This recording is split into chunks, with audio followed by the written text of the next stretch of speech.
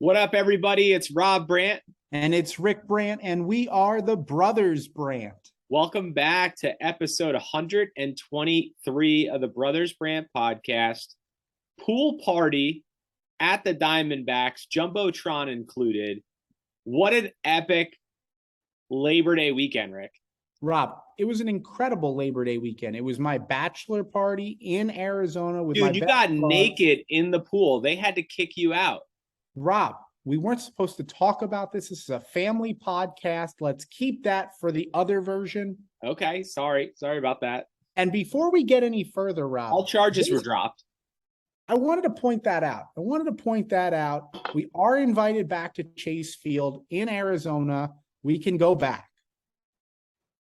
All right, let's get back to the show. All right.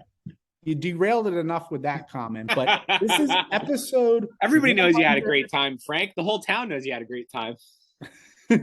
Episode 123, Rob. And we're focused on the Arizona Diamondbacks. We probably would never dedicate one episode of the Brothers Brandt podcast to one team and one stadium just because we've been to so many throughout the country.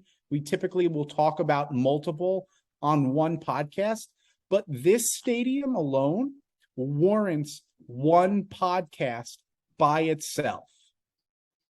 Yeah, I agree, Rick. This stadium has been on our list to check off for a very long time for our faithful following out there, the Brothers Brandt following.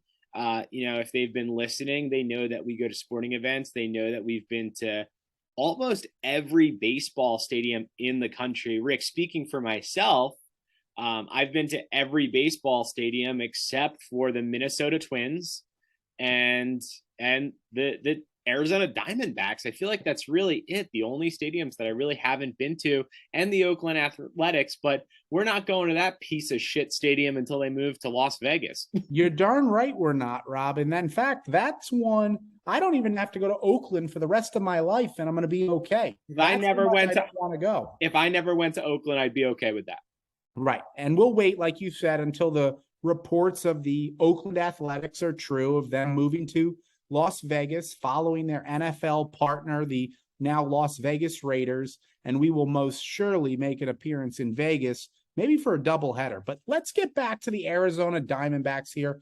Rob, They began play in 1998. They're one of the relatively new franchises in Major League Baseball. They actually won the 2001 World Series.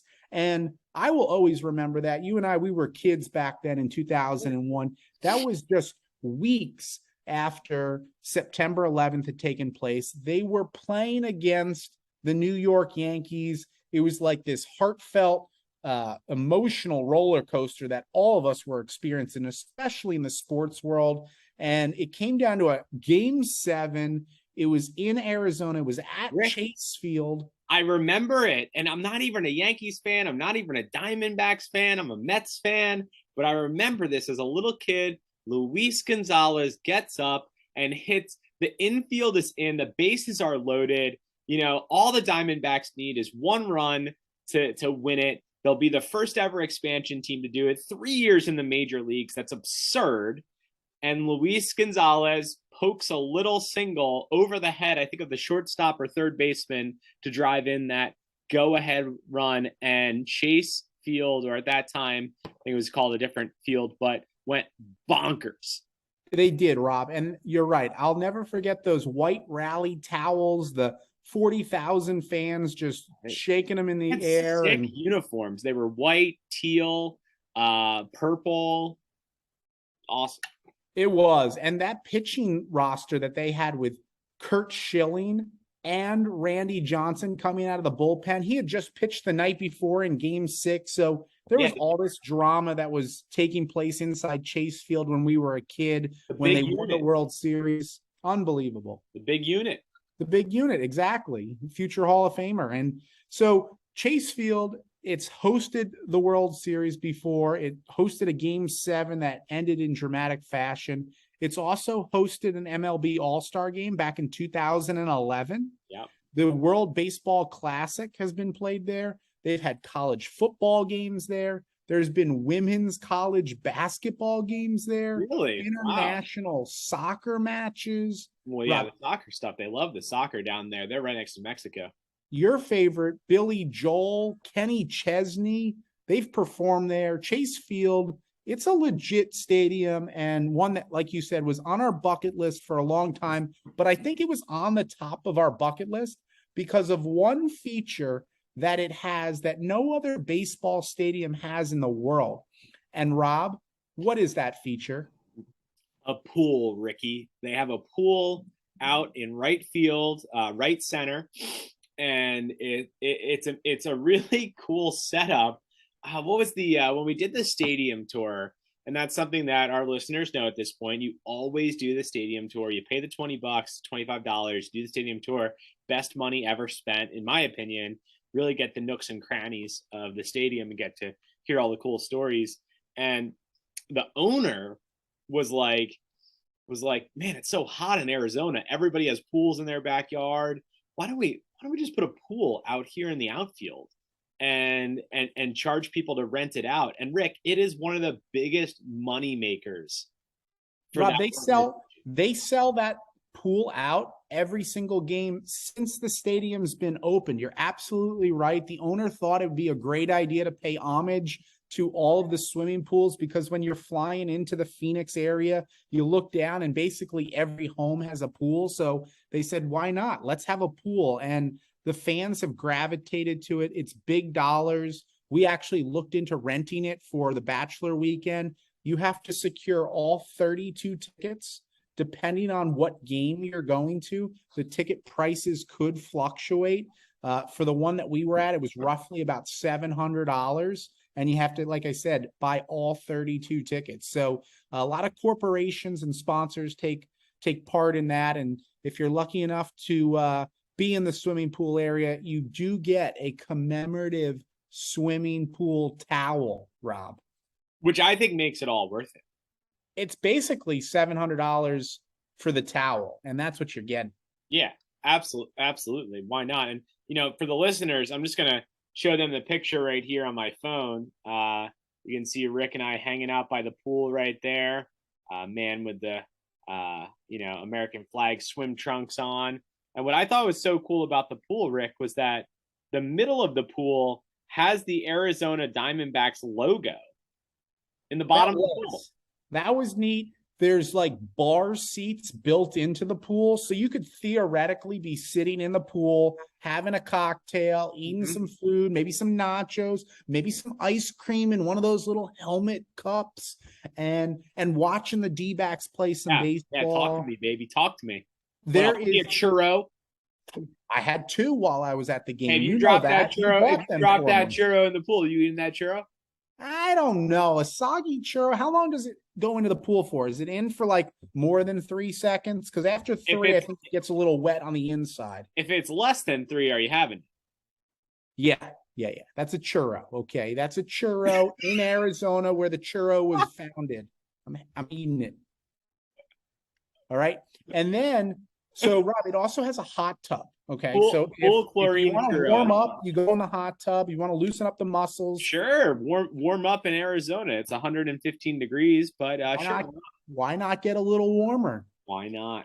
It's really just the humidity. It's the humidity that'll kill you. It's a dry heat. Dry heat. So back to the podcast. Let me talk a little bit about this stadium. So it's called Chase Field currently, but it originally was known as Bank One Ballpark. There was a merger between the banks, the financial institutions. That's how it changed its name. But it was, when it opened, called Bank One Ballpark. It's a retractable roof stadium in downtown Phoenix, Arizona. So you're living downtown, you can walk to the ballpark.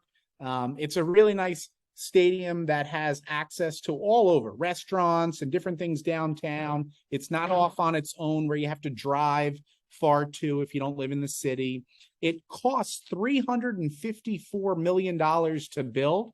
And in 2008, Rob, so a few years after they built this stadium, they installed a brand new Jumbotron screen in center field that rivals the largest in Major League Baseball. You and I have been to Kansas City. Kauffman Stadium, home of the Royals, which is the largest Jumbotron in Major League Baseball. Well, this one rivals that. It's just a hair shy of being that same size. It's a pretty cool Jumbotron in center field. I think what's so funny is Rick, and for our listeners out there, you and I do so many stadium tours that we know all these fun facts. And sometimes the people hosting other stadium tours know the fun facts too. So they'll try to quiz everybody in the group. And I think during this tour, the guy that was doing the stadium tour goes, yeah, this is one of the largest stadium Jumbotrons in the country. Does anyone know like the actual largest? And like without hesitation, Rick just goes, Kauffman Stadium, Kansas City Royals. Next question. Yeah, Rob, the tours are awesome. We had a great tour guide. He was so nice, very accommodating for us. I'm going to post a picture on TikTok, a video on TikTok, on Instagram of this man's back pedal. Remember that? Remember he was showing us?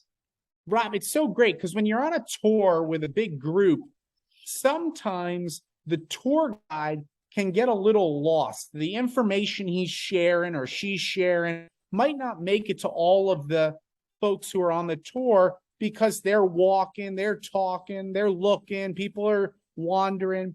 What happened here, which was so great, as you mentioned, this tour guide had the greatest back pedal I've ever seen anybody ever have. He was so fluid. He was doing the moonwalk. He was sharing information. He had his head on a swivel. He didn't bump into anything. Didn't bump into anything.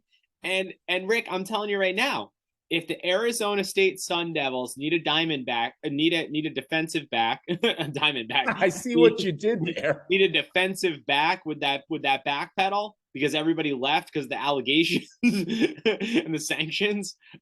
Yeah, I think they should hire this guy. I don't know how much eligibility he has left, but he should be a Sun Devil or an Arizona Cardinal. I mean that back pedal was impressive.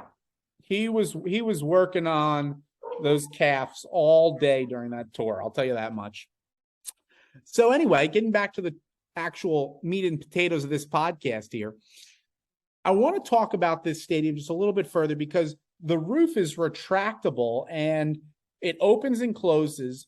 But what's really neat about it, I find, is that it's very similar to the Milwaukee Brewers Stadium, how the roof can actually be closed, but then in the back, out past the outfield wall, the back of the stadium, they actually have these like walls/windows that open up and can provide fresh air and true daylight to the stadium without overheating it. It's pretty cool. I thought that was a neat feature.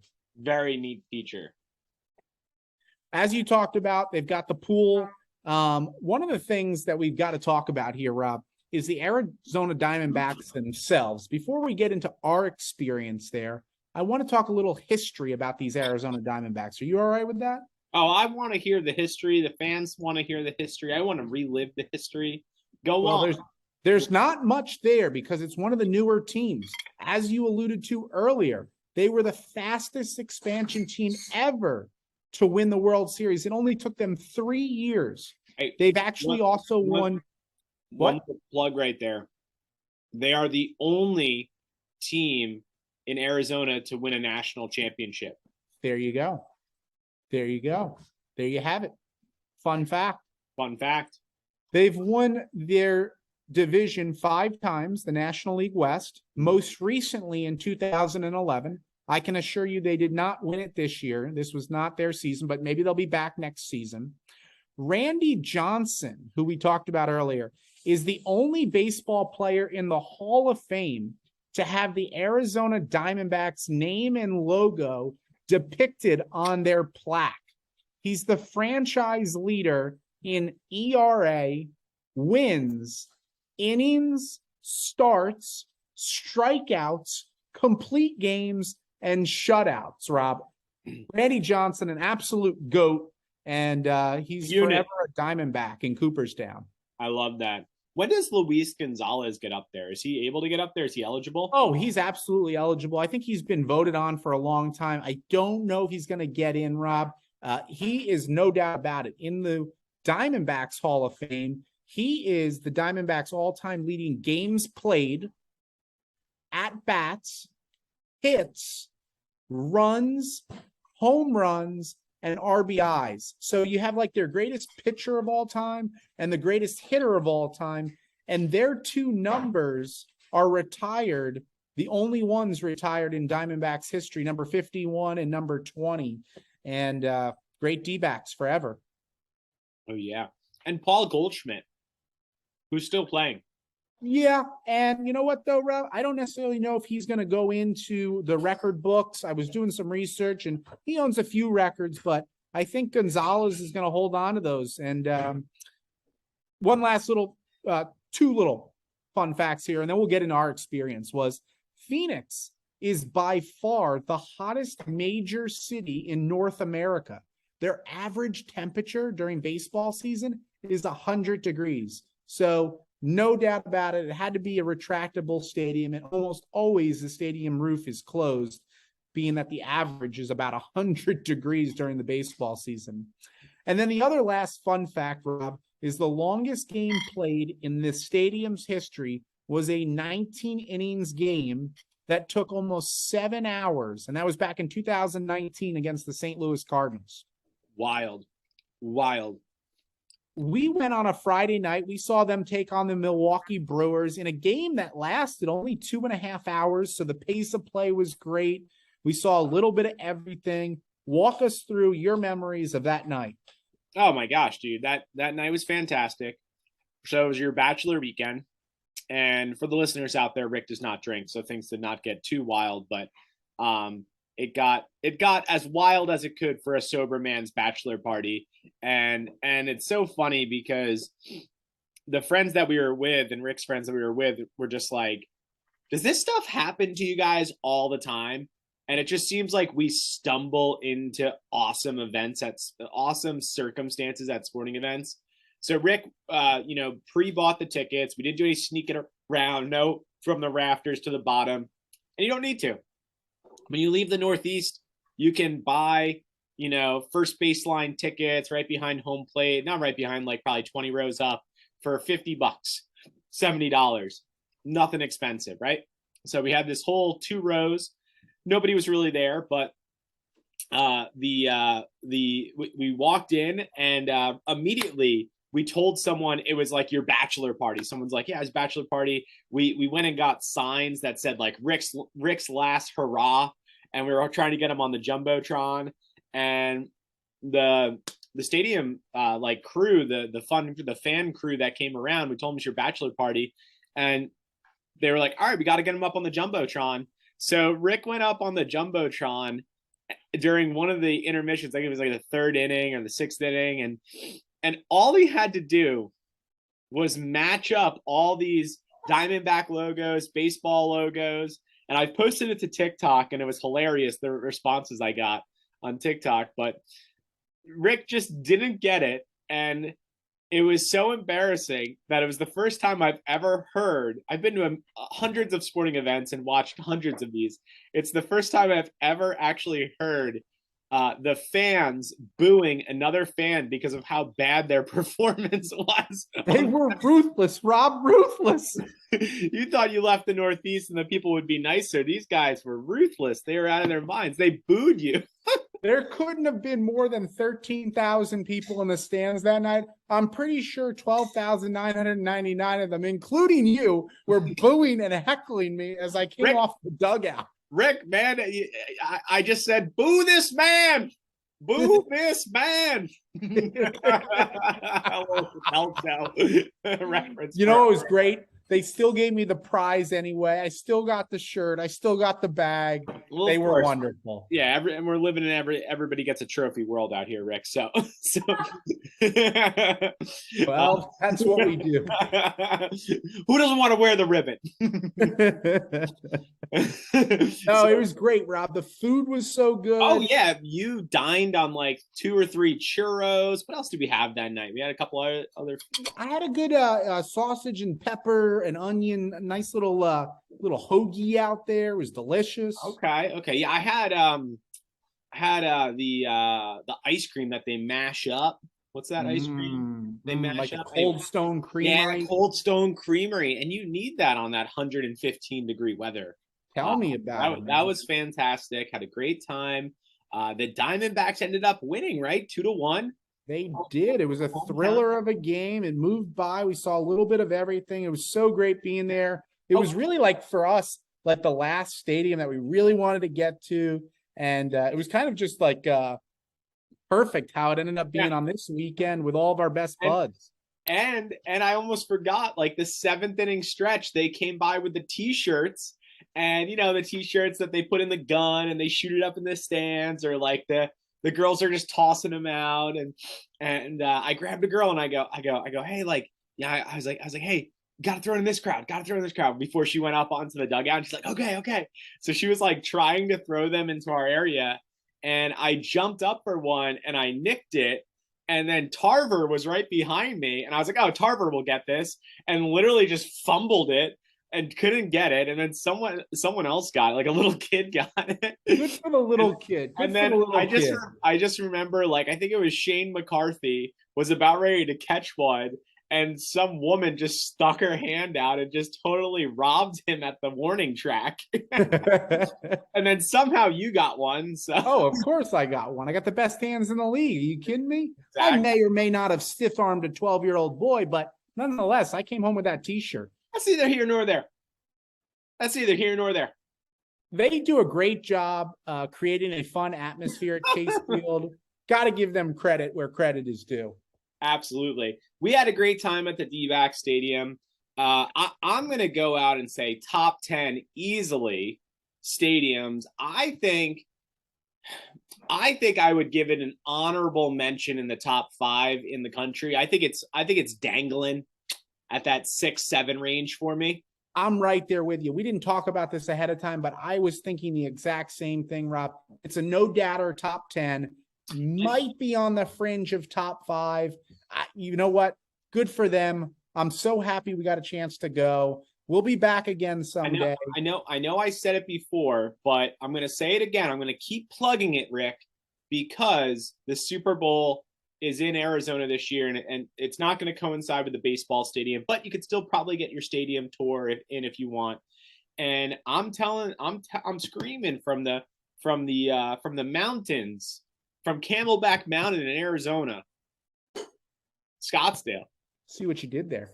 You see what I did there? Go to Phoenix. The Phoenix metro area for sports quickly has become one of my favorite areas, because you fly in, you got the Suns, you got the Coyotes, you got Arizona State there, you got the Diamondbacks, you got the Cardinals, you got the Waste Management, you got the golf, you got everything. It is an amazing area, and I think that's what gets me so excited about Chase Field and the Diamondback Stadium, because it's right in that area. It's got so much going on. Rob, we're going to have to look into the state of Arizona's tourism department as a possible sponsor here, because I think you just plugged the hell out of them. Let's do it, baby. The rising sun. For all you listeners out there, I'm Rick Brandt. And I'm Rob Brandt. Have a great night. Thanks for listening.